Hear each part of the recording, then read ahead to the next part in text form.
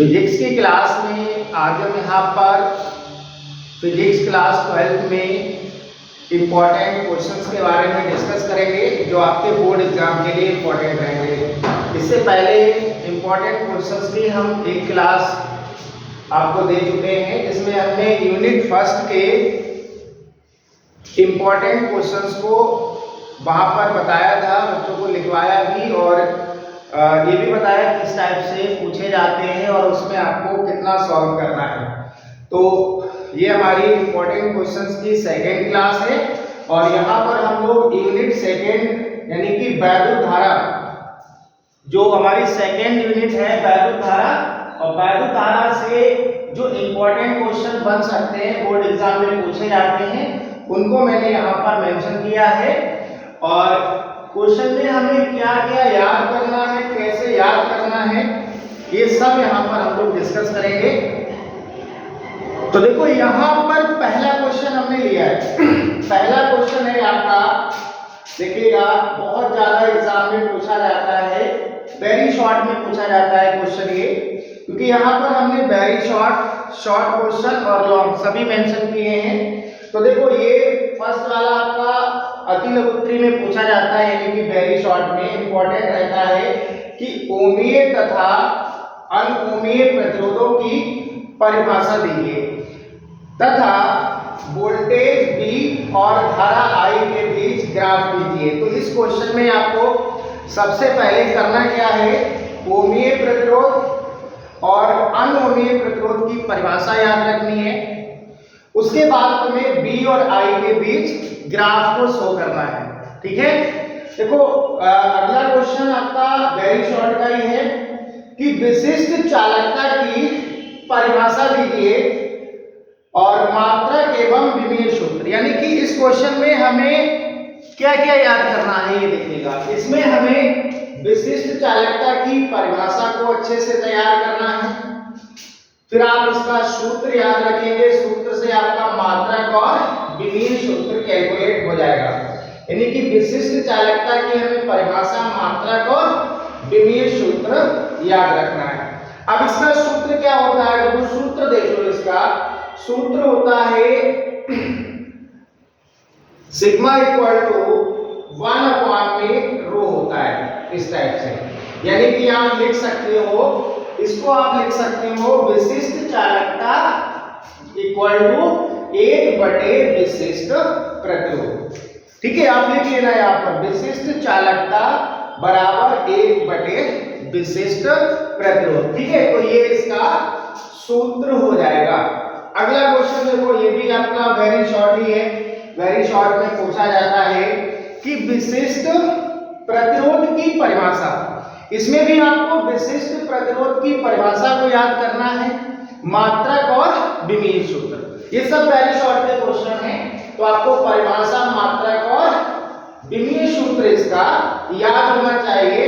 और इसका आपका सूत्र आ जाएगा, देखो विशिष्ट प्रतिरोध है ना, तो ये आएगा rho equal to E upon में J, ये इसका सूत्र हो जाएगा, ठीक है। तो आप इस सूत्र से इसका मात्रक और विमीय सूत्र कैलकुलेट कर सकते हैं।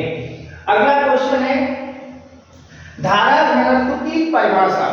देखिएगा धारा घनत्व की आपको परिभाषा, मात्रक और विमीय सूत्र बताना है, ठीक है। ये सभी आपके अति लघुत्तरी प्रश्न है, एक नंबर में यहाँ से पूछा जाता है। कभी परिभाषा पूछ लेगा आपसे, कभी मात्रक भी सिर्फ पूछ सकता है या विमीय सूत्र पूछ सकता है, लेकिन आपको कंप्लीट तैयार करना है परिभाषा, मात्रक और विमीय सूत्र। तो देखो यहाँ पर क्या है, धारा घनत्व की परिभाषा, मात्रक और विमीय सूत्र आपको याद करना है, ठीक है। तो इसका फार्मूला क्या हो जाएगा, इसका फार्मूला होगा J equal to I upon में D, यानी कि धारा घनत्व का सूत्र हो जाएगा J equal to I upon में D, ठीक है। तो ये सभी आपके अति लघुत्तरी प्रश्न हैं, अच्छे से तैयार कर लेना। अगला देखो यहाँ पर क्वेश्चन नंबर 5, ये भी आपका वेरी शॉर्ट में पूछा जाता है कि सेल का विद्युत वाहक बल, यानी कि आपको सेल के विद्युत वाहक बल की परिभाषा याद रखनी है। क्वेश्चन नंबर 6 है सेल का आंतरिक प्रतिरोध यानी कि सेल के आंतरिक प्रतिरोध की आपको परिभाषा याद रखनी है। और क्वेश्चन नंबर 7 है, देखो क्वेश्चन नंबर जो 6 तक यानी कि 1 से लेके 6 तक ये क्वेश्चन आपके सब अति लघुत्तरीय हैं, वेरी शॉर्ट में पूछे जाते हैं। उसके बाद देखो क्वेश्चन नंबर 7 कह रहा है सेलों का संयोजन। अब सेलों के संयोजन में हमें क्या याद रखना है, यहां से क्वेश्चन पूछे जाते हैं। सेलों के संयोजन से हमें इसका श्रेणी क्रम और समांतर क्रम जो संयोजन है यानी कि सेलों का श्रेणी क्रम संयोजन, सेलों का समांतर क्रम संयोजन, हमें दोनों अच्छे से करने हैं। ये आपका शॉर्ट में बन जाएगा क्वेश्चन। उसके बाद देखो क्वेश्चन नंबर 8 आपका शॉर्ट में भी पूछा जा सकता है और लॉन्ग में भी पूछा जा सकता है कि किसी सेल के आंतरिक प्रतिरोध का सूत्र E, B तथा R के पदों में प्राप्त कीजिए। इंपॉर्टेंट रहता है, ठीक है, डेरिवेशन भी आ सकता है और न्यूमेरिकल के लिए भी ये बहुत इंपॉर्टेंट है कि किसी सेल के आंतरिक प्रतिरोध का सूत्र E, B तथा R के पदों में प्राप्त कीजिए। तो जब आप इसको सॉल्व करेंगे तो देखो इसका फार्मूला आएगा R इक्वल टू R, ये स्मॉल r क्या है, ये आंतरिक प्रतिरोध है और ये होता है E अपॉन में V माइनस का 1 और इनटू में R, ठीक है। फाइनली इसका ये रिजल्ट आता है आंतरिक प्रतिरोध का। तो ये पूरा आपको करना है, ठीक है। इस क्वेश्चन से न्यूमेरिकल भी बन जाते हैं और ये डेरिवेशन अगर आता है तो 3 नंबर यानी कि शॉर्ट या लॉन्ग में आ सकता है। उसके बाद देखिएगा क्वेश्चन नंबर 9 है कि वैद्युत परिपथ संबंधी किरचॉफ के नियम लिखिए, ठीक है। यानी कि यहाँ पर आपको किरचॉफ के दोनों नियम लिखने हैं, ठीक है। और इम्पोर्टेंट है, आप ये भी ध्यान रखना इस क्लास में मैं आपको ये भी बताऊंगा कि इनमें कौन से क्वेश्चन बहुत ज्यादा इंपॉर्टेंट है, इनको आप बहुत अच्छे से कर लेना। तो क्लास में लास्ट तक आप लोग बने रहिए। अगला देखो क्वेश्चन है, व्हीटस्टोन सेतु के संतुलित होने पर P अपॉन में Q बराबर R अपॉन में S, जो ये सूत्र है ये आपसे व्युत्पन्न कराता है, ठीक है। यानी कि व्हीटस्टोन सेतु के जो संतुलित होने की जो कंडीशन है P अपॉन में Q बराबर R अपॉन में S, शॉर्ट में पूछा जाता है, इंपॉर्टेंट रहता है। अगला क्वेश्चन देखिएगा, कह रहा है अनुगमन वेग से आप क्या समझते हो। इसको अनुगमन वेग का एक नाम और होता है अपवाह वेग, ध्यान रखना। चाहे आपसे अनुगमन वेग बोले या अपवाह वेग बोले, दोनों का मतलब एक ही है और शॉर्ट के लिए बहुत इंपॉर्टेंट है, ध्यान रखेंगे हम लोग। ये सभी आपके वेरी शॉर्ट क्वेश्चन है, क्वेश्चन नंबर 6 तक। उसके बाद जो ये क्वेश्चन हमने आपको यहाँ पर नोट कराए हैं ये आपके शॉर्ट के लिए इंपॉर्टेंट है। अभी कुछ और क्वेश्चन है, तो क्वेश्चन और है उनको भी हम मेंशन कराएंगे, फिर उसके बाद हम आपको बताते हैं कि इसमें कौन से क्वेश्चन ज्यादा इंपॉर्टेंट है। देखो ये वेरी शॉर्ट तो आपको सब करने ही है, एक नंबर के क्वेश्चन है, अगर आप इनको तैयार करेंगे, याद करेंगे तो आपको बहुत ज्यादा टाइम इसमें नहीं लगने वाला है, ठीक है। और ये सभी क्वेश्चन आपको प्ले लिस्ट में मिल जाएंगे, वहां से आप इनको कर सकते हैं। देखिए इसके कुछ अभी और क्वेश्चन है, उनको भी मैं नोट करा रहा हूं।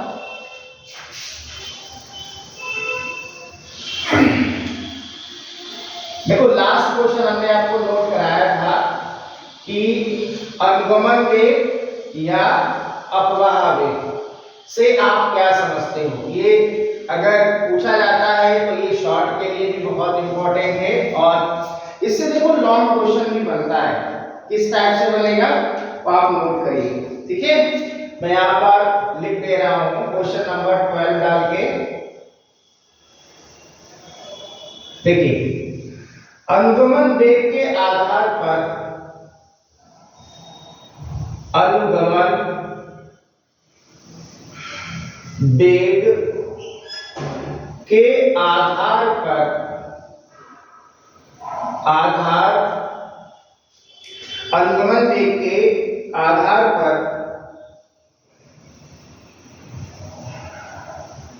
ओम के नियम का निगमन, ठीक है, या ओम के नियम का आप व्यंजक भी लिख सकते हो, यानी कि अनुगमन वेग के आधार पर ओम के नियम का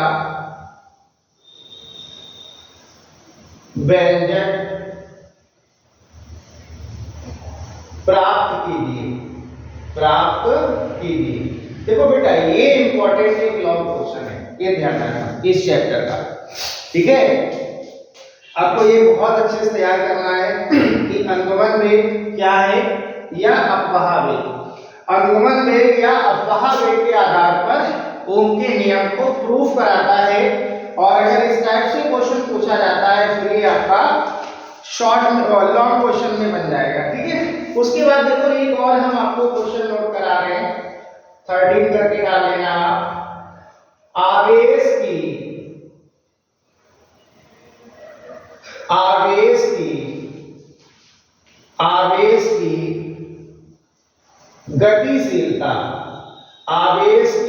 गतिशीलता को परिभाषित कीजिए,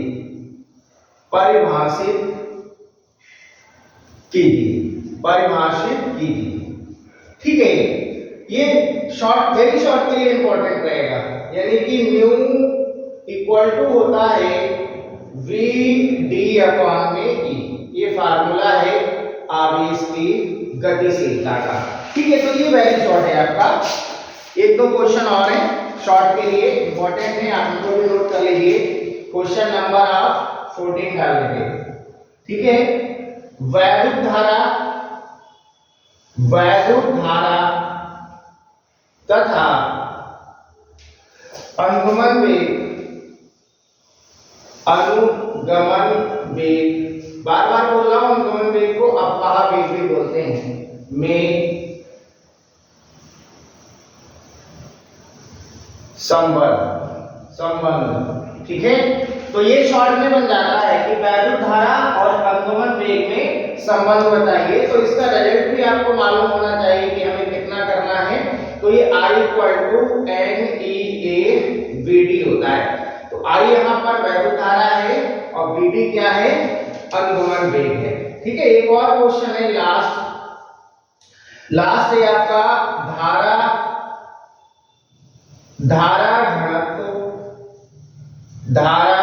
घनत्व तथा अनुगमन वेग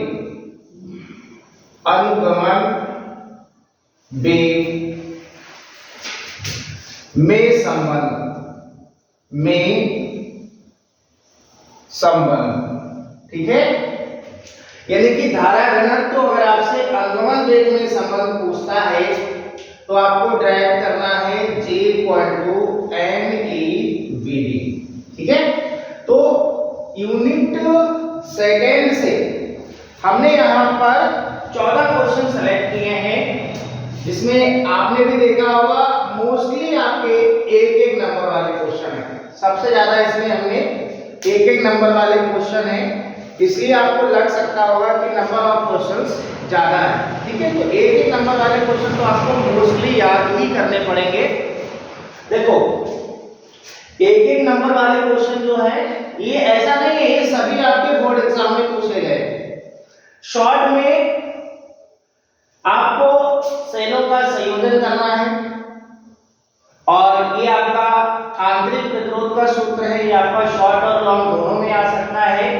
उसके बाद देखो किरचॉफ के नियम और व्हीटस्टोन सेतु, ये दोनों शॉर्ट के लिए इंपॉर्टेंट है, अच्छे से तैयार कर लेना। और अनुगमन वेग और अपवाह वेग ये भी बहुत इंपॉर्टेंट है, ये आपका शॉर्ट में भी आ जाता है और वेरी शॉर्ट में भी पूछा जाता है, आप लोग इसको बहुत अच्छे से कर लेना।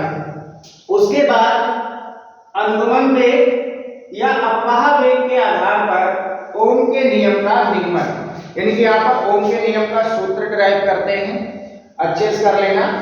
और ये आपका गतिशीलता, आवेश की गतिशीलता, ये वेरी शॉर्ट में पूछा जाता है और ये आपका शॉर्ट में बन सकता है।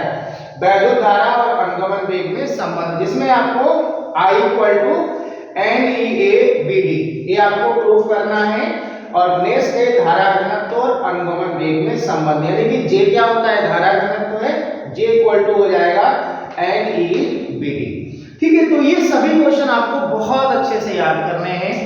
एक और बात बता दें, जो इस क्वेश्चन से आपका न्यूमेरिकल भी बहुत ज्यादा पूछे जाते हैं, यानी कि इस चैप्टर से, यानी कि इस जो यूनिट है वैद्युत धारा, इस यूनिट से न्यूमेरिकल भी मोस्टली पूछे जाते हैं। न्यूमेरिकल के लिए भी ये यूनिट बहुत इंपॉर्टेंट है, इसलिए आप इसको बहुत अच्छे से कर लेना।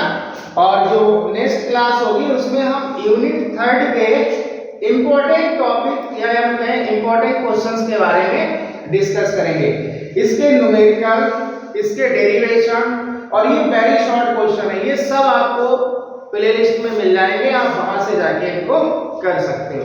क्लास कैसा लगा आप लोग कमेंट करके जरूर बताएं।